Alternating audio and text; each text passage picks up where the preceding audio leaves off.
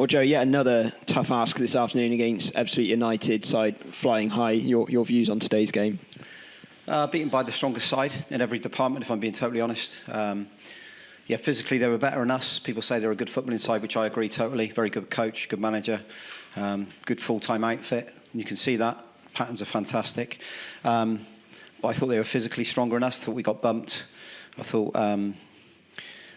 also that there was no real drive from the team today. We were huffing and puffing, but probably because they smothered us so well, they blocked edge of the box so well, they won their duels so well.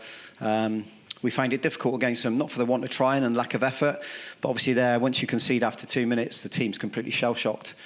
And then what you get is this difficult people that would normally express themselves, and we didn't see it last week and previous weeks. This week we've seen it that players look a bit frail in confidence. There's not that much movement in front of people to go and get on the ball, so when the back players are coming out with it, it's not really got the options they want. And that's how we've suffered throughout the whole game, to be honest.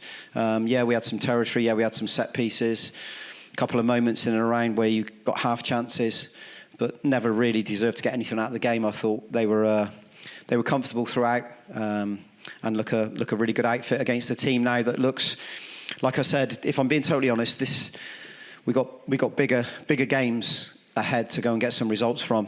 We all believe that we come here today and get a result, and that's not me just saying it. I'm unsure whether the players really did after the goal went in. I think it's difficult, it's hard. Like I said, it's not for the want of trying, but when confidence is low then thereafter, the belief then goes out of the team a little bit. We tried tweaking it and changing it, but they couldn't quite do it.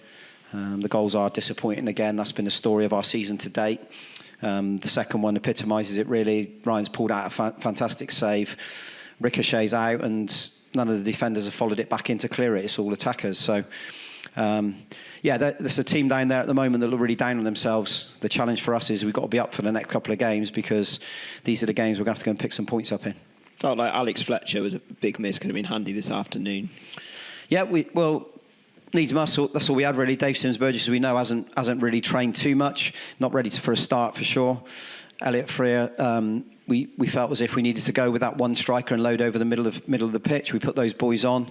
They're the boys that will add a little bit when they're fully fit and raring to go.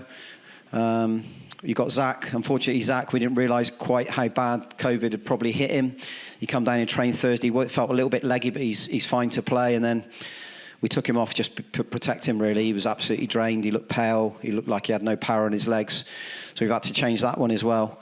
But yeah, these are no excuses, Mark. This is us sort of taking it on the chin. Better side, Ebbsfleet. Well done to Dennis. Wish them all the very best in the remainder of the season. And us knowing that the next coming weeks are very important to us. Yeah, it's going to be strange next week. Obviously, we're playing team below us in the table after all these teams we played in and around the top 7. Welling United. Do you feel is there much more pressure on the game like that?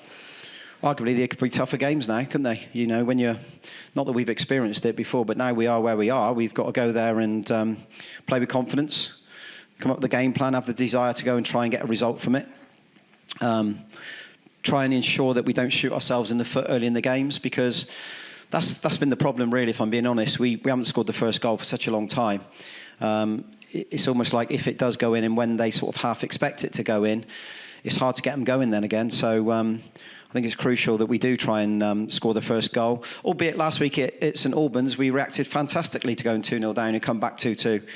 It wasn't meant to be. But today, really, we huffed and puffed, if I'm being honest, and didn't really get going like I wanted us to get going.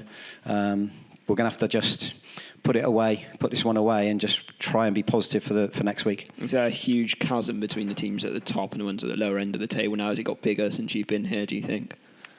Well, not really in levels of...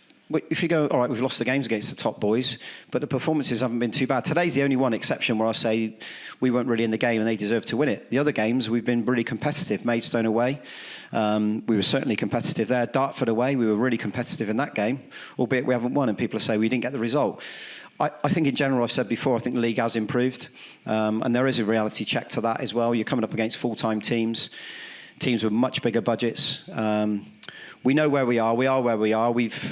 Sometimes you can be a victim of your own success and 2 playoff finishes, as I spoke about before. Nothing's really changed from that in what we do in the way, apart from personnel, and that happens at football clubs. There's always big turnaround at non-league clubs. So we'll just keep believing in what we do, Mark, and hopefully we can, and I believe we will, we'll get some results over the next couple of weeks. What we don't want to be doing is leaving it to the last couple of weeks. There's plenty of games left. Plenty of time for us to pull away and put ourselves in a comfortable position. And then it's about restarting again and making sure we learn from our mistakes and build a squad next year that is really competitive in the league for where we are.